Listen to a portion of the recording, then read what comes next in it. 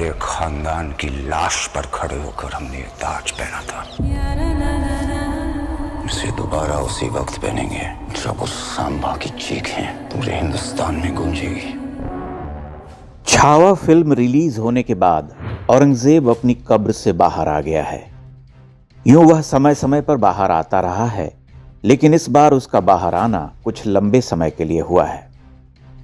यह कहना आवश्यक नहीं कि एक विशाल हिंदू समाज उसे इतिहास का खलनायक मानता है, लेकिन कुछ लोग उसमें एक साधारण आदमी को भी देखते हैं, सादगी पसंद, टोपी सिलने वाला। कुछ लेखक मानते हैं कि क्रूरता तो राजतंत्र का आनुषंगिक है। सभी राजा क्रूर, लड़ाकू और हत्यारे होते हैं, इसलिए औरंगजेब भी वैसा था। कुछ बड़े विद्वान लोग मानते हैं कि भाजपा की सरकार ने औरंगजेब को मलिन कर डाला, बहुत दुष्प्रचार किया, फिल्मों में मनगढ़ंत कहानियां दिखलाईं। हम अपने बचपन की ओर चलते हैं। लगभग 40 वर्ष पहले जब हम 10-11 वर्ष के थे, तब इतिहास के पात्रों पर चर्चा करते हुए या उनके बारे में सुनते हुए एक सहमति होती थी कि औरंगजेब बहुत क्रूर और कट्टर बादशाह था, जिसने हिंदुओं के साथ बहुत अन्याय किया, बहुत मंदिरों का ध्वंस करवाया, अन्यायपूर्ण जजिया लगाकर हिंदुओं की प्रताड़ना और धर्मांतरण उसके ही राज में हुआ। यह एक सत्य था, सर्वविदित सत्य। हमारे माता पिता, शिक्षक, सहपाठी, लगभग सभी की यही राय थी। तब सवाल उठता है कि वह राय कैसे बनी थी?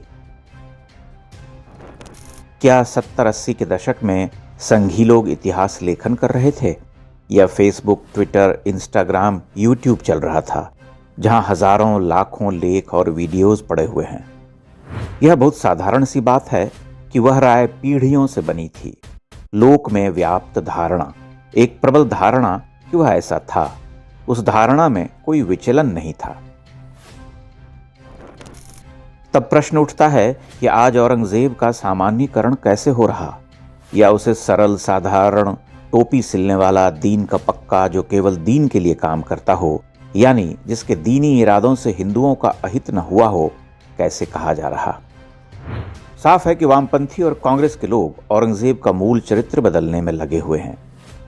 आश्चर्य की बात तो यह है कि औरंगजेब के कुकृत्यों का लोकमानस पर ऐसा गहरा और गंभीर प्रभाव पड़ा था कि मुसलमान भी अपने बच्चों का नाम औरंगजेब नहीं रखते थे। अपवाद सभी जगहों पर मिलते हैं। इतिहास किसी भी पात्र के साथ अन्यायी नहीं होता। समझ में चूक हो सकती है, लेकिन एक विशाल बहुमत शतियों से जो समझता आया हो, उसे हम खारिज नहीं कर सकते। आज गांधी गंभीर प्रश्नों के घेरे में हैं, तो हमें इस सत्य को भी स्वीकार करना होगा कि गांधी अपने जीवन काल में ही गंभीर प्रश्नों के घेरे में आ गए थे और अपने अंतिम वर्षों में अप्रासंगिक रह गए थे। आप यह नहीं कह सकते कि मैं ही इकलौता बुद्धिमान हूं और करोड़ों करोड़ हिंदू जनता मूर्ख है। यह अन्य महत्वपूर्ण तथ्य है कि राजतंत्र के सामान्य सत्ता संघर्ष या साम्राज्यवाद को इस्लाम के साम्राज्यवाद से नहीं तौला जा सकता। आप इतिहास उठाकर देख लीजिए, उनकी क्रूरताओं, पाशविकताओं और काफिरों, बुत परस्तों को नष्ट करने के पागलपन की तुलना किसी हिंदू राजा के साम्राज्य विस्तार की लालसा से लड़े गए युद्धों से नहीं की जा सकती।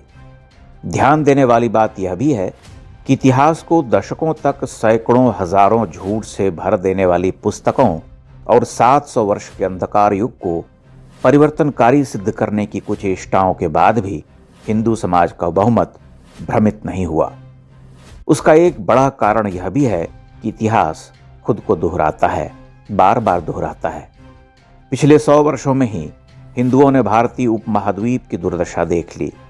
देश विभाजन और पाकिस्तान, अफगानिस्तान, बांग्लादेश समेत कश्मीर में हिंदुओं के नाश के जीवंत उदाहरण उसके सामने हैं। बंगाल उसी रास्ते पर चल पड़ा है। इसलिए यह मतैक्य है कि औरंगजेब और उसके समान धर्मा सुल्तान बादशाह अत्यंत क्रूर और कट्टर थे। बात यह है कि औरंगजेब एक सहज संभावना है जो उस विचारधारा में बनती है।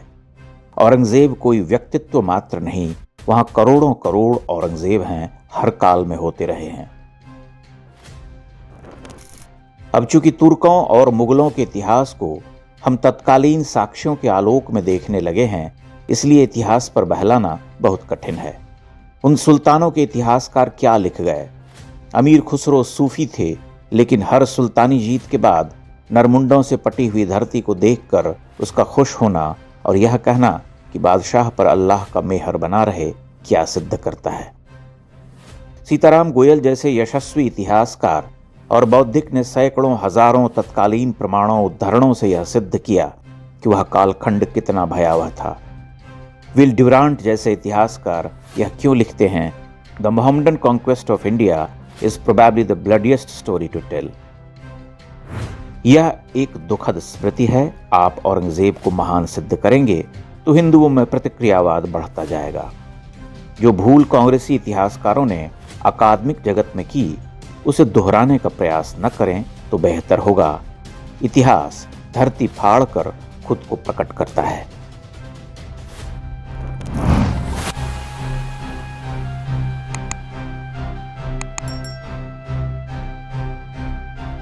इंडेक्स ऑनलाइन के वीडियो समाज को समर्पित हैं।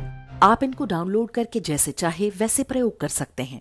चाहे तो आप हमारे टेलीग्राम चैनल से जुड़ सकते हैं। वहां सारे नए पुराने वीडियो आपको मिल जाएंगे। हमारे सोशल मीडिया लिंक हर वीडियो के डिस्क्रिप्शन में होते हैं। हमारा एकमात्र उद्देश्य हिंदू समाज को जागृत और एकजुट करना है। इसमें सहभागी बने।